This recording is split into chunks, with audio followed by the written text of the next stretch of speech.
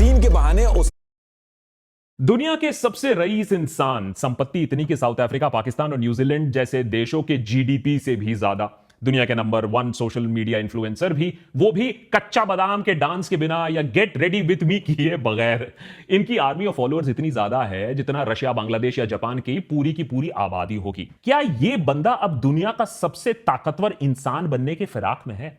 Already दुनिया की सबसे ताकतवर जो सरकार है हमारे दुनिया में, उनके ये स्पेशल इंप्लॉय तो बन ही चुके हैं। डोज या डिपार्टमेंट ऑफ गवर्नमेंट एफिशिएंसी के कर्ता धर्ता होने के वजह से बेशुमार ताकत आ गई है इनके पास। पॉलिटिकल एक्सपर्ट्स इन्हें one man supranational non state power का दर्जा दे चुके हैं। मतलब एक ऐसा इंसान जो किसी सरकार या देश का ऑफिशियल रिप्रेजेंटेटिव ना होते हुए भी दुनिया भर में इतनी ज्यादा पावर और इंफ्लुएंस कमांड करता है। घर बैठे बैठे बस अपने फोन से इंटरनेशनल लेवल पॉलिटिक्स, इवेंट्स और डिसीजन मेकिंग को अंजाम दे सकता है ये इंसान। the tech billionaire. Elon Musk.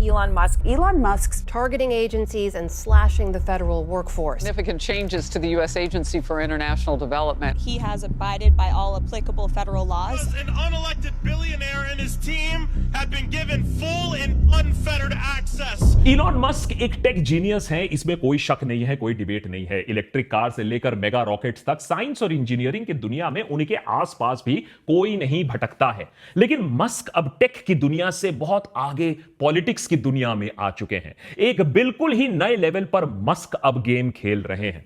Musk के एक्शंस, उनके ट्वीट्स और उनकी हरकतों से सिर्फ अमेरिका ही नहीं बल्कि दुनिया भर के पॉलिटिकल स्ट्रक्चर्स को हिला दिया जा रहा है। और सबसे ज्यादा डरावनी बात यह है कि उन्हें फिलहाल ट्रंप के अलावा किसी और को जवाब देने की जरूरत नहीं है।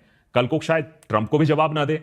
अमेरिका में सरकारी एजेंसीज आज बंद हो रहे हैं, गवर्नमेंट एम्प्लॉइज का ले ऑफ हो रहा है। वही जिन जिन देशों की सरकारों पर मस्क की नजर पड़ रही है, उन देशों में भी भूचाल आ रहा है। मस्क पहले से ही बेशुमार दौलत की वजह से दुनिया भर में काफी इंफ्लुएंस होल्ड करते थे, लेकिन अब एक एब्सोल्यूट पॉलिटिकल पावर मिलने के बाद मानो उनके पर लग गए हों। तो आइए आज के वीडियो में एक डीप डाइव करते हैं मस्क की दुनिया में। एक हाई लेवल टेक्निकल एक्सपर्टीज रखने वाला फिजिक्स का बंदा अचानक से पॉलिटिक्स में इतना इंटरेस्ट क्यों लेता है? क्या इरादे हैं मस्क के पॉलिटिक्स में?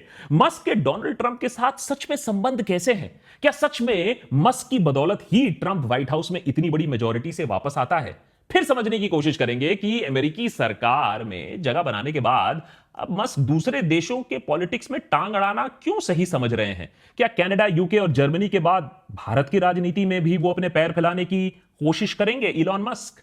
और अगर हां, तो मस्क जैसे लोगों को रोकने के लिए भारत सरकार क्या कर सकती है? याद रखिए, सिर्फ $7 बिलियन के नेटवर्थ के साथ कहा जाता है जॉर्ज सोरोस ने भारत में इतना ज्यादा बवाल खड़ा कर दिया है। तो सोचिए, एक बंदा जिसके पास $400 बिलियन है, वो क्या कर सकता है, क्या करने की कोशिश कर सकता है। और सबसे इंटरेस्टिंग चीज, क्या हो गया इलॉन मस्क की जिंदगी में ऐसा कि दुनिया भर के स्टार्टअप्स के पोस्टर बॉय इलॉन मस्क इतना हार्ड राइट टर्न लेते हैं? जानते हैं आज के एपिसोड में। बाय द वे, स्टार्टअप्स को favourable and friendly government policy के साथ साथ दरकार होती है अच्छे पैल हो या टेस्ला या स्पेसएक्स जैसी रेवोल्यूशनरी कंपनीज हो, या फिर ट्विटर टेक ओवर का जो पूरा कलेश होता, वो रायता जो फैला था, या वो उनकी बेशुमार दौलत के बारे में भी काफी चर्चे होते रहते हैं। उनके रॉकेट्स जब लॉन्च होते हैं तो हम उसका लाइव ब्रॉडकास्ट भी देखते हैं। कॉन्टेक्स्ट कोई भी हो, पॉइंट तो यह है कि हम सब इलॉन मस्क के बारे में सुन चुके हैं, उनको जानते हैं करीबन 10 सालों से। लेकिन इलॉन मस्क का जो नया राजनीतिक अवतार है वो बहुत अलग है और बहुत चिंताजनक भी है। अपने करियर के शुरुआत से लेकर कुछ सालों पहले तक मस्क पॉलिटिक्स से जितना हो सके अपने आप को दूर रखना ही पसंद करते थे। तो एक ऐसा इंसान जो दूसरे प्लैनेट्स में लोगों को बसाने की बात करता हो, ह्यूमैनिटी को ट्रांसफॉर्म करने की बात करता हो, इलेक्ट्रिक कार रेवोल्यूशन लाने की बात करता हो, आज अचानक से hardcore political views, fake news, miss information और लोगों पर जंग जो छेड़ने की बात है, उस पर कैसे आ गया? दरअसल ये कहानी 2022 से शुरू होती है। मस्क के 12 बच्चों में से एक विवियन ने मस्क के साथ अपने सारे संबंध तोड़ दिए। विवियन, जो कि एक ट्रांसजेंडर मेल थे, उन्होंने डिसाइड किया कि वो एक जेंडर एफर्मेशन थेरेपी लेकर एक औरत में कन्वर्ट होना चाहते हैं। आज विवियन आइडेंटिफाई करते हैं अपने आप को as a woman. Psychologist Jordan Peterson के साथ एक बातचीत में मस्क ने इस इंसिडेंट पर कमेंट करते हुए डिटेल में बताया कि कैसे उनके बेटे को एक वोक माइंड वायरस की वजह से उनसे छीन लिया गया उनका बेटा। मस्क ने बताया कि उनको जबरदस्त जो पॉलिटिकल जो शिफ्ट आपको देखने को मिलता है, वो विवियन का जो डिसीजन है वो काफी हद तक इलॉन मस्क को पुश करता है टुवर्ड्स पॉलिटिक्स। यहां से मस्क पब्लिकली राइट विंग की तरफ शिफ्ट होने लगते हैं। American right wing by the way सिर्फ दो जेंडर्स को मानता है। ये सब जो ट्रांसजेंडर है और 50 और जेंडर्स हैं उसको बिल्कुल नहीं मानता है। उनके हिसाब से बाकी सारी ये जो जेंडर्स हैं सिर्फ वोक लोगों ने बनाया है बच्चों को इन्फ्लुएंस करने के लिए, उन्हें ब्रेन वॉश करने के लिए। मस्क इसे वोक माइंड वायरस बोलते हैं। वोक माइंड वायरस और अपनी बाकी जो पॉलिटिकल थॉट्स हैं मस्क बहुत प्रोएक्टिवली अब सोशल मीडिया पर शेयर करने लगते हैं। और अब पॉलिटिकल फंडिंग में भी जहां वो इतने सालों से न्यूट्रलिटी मेंटेन करते थे, यानी रिपब्लिकन्स और डेमोक्रेट दोनों को पैसे देते थे, अब उन्होंने एक क्लियर साइड चुनना शुरू कर दिया। पिछले साल जुलाई में ट्रंप पर असैसिनेशन अटेम्प्ट के बाद मस्क ने ओपनली ट्रंप को सपोर्ट करना शुरू कर दिया। इसके कई महीने पहले तक वो राइट विंग एजेंडा ट्विटर पर ऑलरेडी फैला रहे थे, लेकिन अब मस्क ने फॉर्मली ट्रंप को इंडोर्स कर लिया। मस्क ने ट्रंप कैंपेन को फंड करने के लिए अमेरिका PAC नामक एक पॉलिटिकल एक्शन कमेटी बना दी। ट्रंप के अनुसार रिपब्लिकन पार्टी और ट्रंप मेरिटोक्रेसी और इंडिविजुअल फ्रीडम को सपोर्ट करते हैं, इसीलिए मस्क ट्रंप को सपोर्ट करना चाहते हैं। नवंबर इलेक्शंस तक मस्क ने ट्रंप और रिपब्लिकन कैंपेन को $277 मिलियन से भी ज्यादा की फंडिंग मुहैया करवा दी। इसी के साथ वो 2024 इलेक्शंस में सबसे बड़े डोनर बनकर भी सामने आते हैं। और सिर्फ पैसे ही नहीं, कैंपेन के आखिरी कुछ महीनों में मस्क ने ट्रंप के साथ साथ वो जो रैलीज में जाना शुरू कर दिया, पूरी तरीके से एकदम अपनी एनर्जी झोंक दी।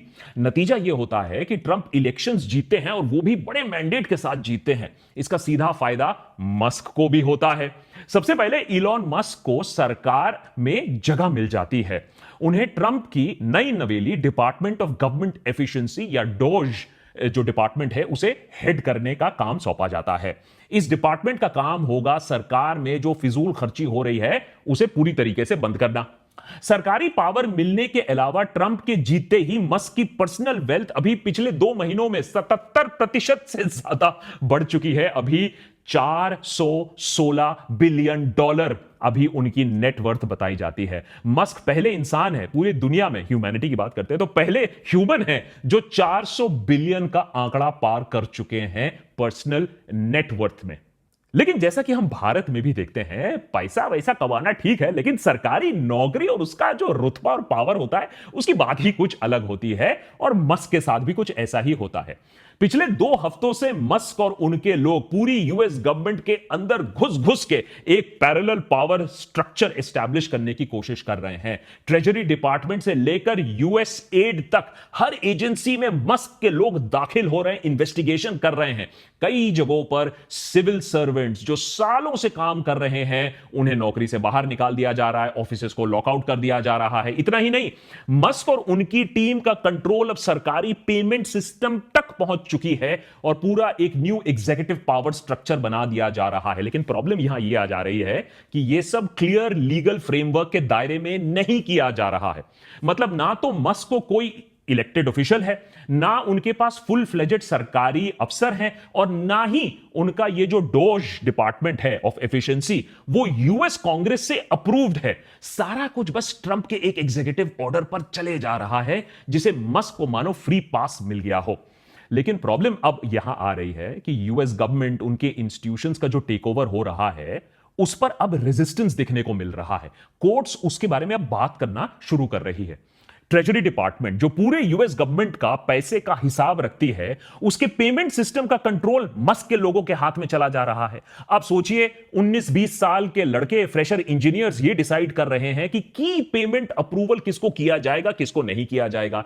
ट्रेजरी डिपार्टमेंट के टॉप करियर ऑफिशियल डेविड लेब्रिक को भी हटा दिया गया और अब मस्क के अपॉइंटीज उस सिस्टम को अपनी मर्जी से चला रहे हैं। फिर बात आती है यूएस एड की, जिसके बारे में पूरी दुनिया भी बात कर रही है। वो एजेंसी जिसके द्वारा अमेरिका अपना दबदबा बनाती है दूसरे देशों के ऊपर, एक वर्चस्व अपना स्थापित करती है दूसरे देशों के ऊपर। अब फिजूल खर्ची भी काफी हुई है यहां, और उसके चलते मस्क ने इसे एक क्रिमिनल ऑर्गेनाइजेशन डिक्लेयर करके इसे बंद कर देने का इरादा बताया है।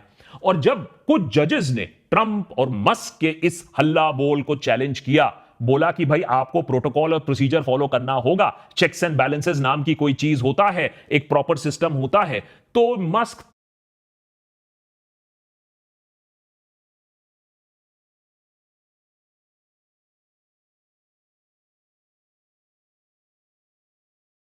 तिल बिला के अब जजेस के खिलाफ ही जंग का ऐलान कर रहे हैं, कह रहे हैं कि जजेस को ही निकाल देना चाहिए। यहां तक आ चुका है पॉलिटिकल थिएटर अमेरिका का।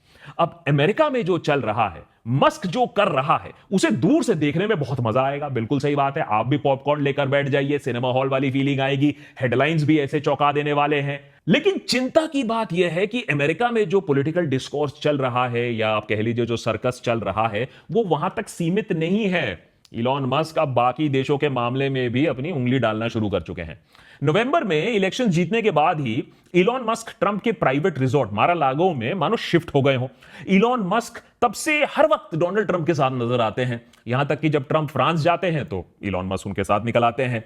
और बोला जाता है ट्रंप और यूक्रेन प्रेसिडेंट जेलेंस्की के फोन कॉल में भी मस्क मौजूद थे। मस्क के पहले शिकार बनते हैं यूके के current prime minister Keir Starmer. Starmer अभी पिछले साल ही जुलाई में कंजर्वेटिव पार्टी को इलेक्शंस में हराकर सरकार में आए थे। मस्क ने अपने प्लेटफॉर्म एक्स पर स्टारमर को डायरेक्टली टारगेट करते हुए फ्रेश इलेक्शंस की मांग कर दी। उन्होंने स्टारमर के डायरेक्टर ऑफ पब्लिक प्रोसिक्यूशंस के टेन्योर पर सवाल उठाया कि कहा उन्होंने ठीक से काम वहां नहीं किया था। मस्क को पॉलिटिक्स और डर का कॉम्बिनेशन अब अच्छी तरीके से समझ में आ गया है। इलीगल इमिग्रेशन का मुद्दा यूएसए में और पाकिस्तानी ग्रूमिंग गैंग्स का स्कैंडल यूके में। दरअसल पाकिस्तानी गैंग्स ने 16 सालों तक 1400 बच्चों का सेक्सुअल एक्सप्लॉयटेशन किया था, जिनमें कुछ बच्चियां तो सिर्फ 11 साल की थी। मस्क के पोस्ट के हिसाब से इस इशू पर एक्शन लेने में काफी देर हुई थी, और वजह थी यूके का पाकिस्तान इमिग्रेंट्स को से क्राइम से बचाना। मस्क के नैरेटिव के हिसाब से यूके की सरकार अपने आप को मल्टी कल्चरल और एक ओपन सोसाइटी दिखाना चाहती थी। अब अगर कहीं किसी देश विशेष के लोगों को आप टारगेट करोगे तो यूके की जो छवि है, एक मल्टी कल्चरल छवि है, वो खराब हो जाएगी। और इसके चलते पाकिस्तानी ग्रूमिंग गैंग्स को पनिश नहीं किया गया था। और मस्क इस मुद्दे पर स्टारमर को खींचते हैं, कहा कि वो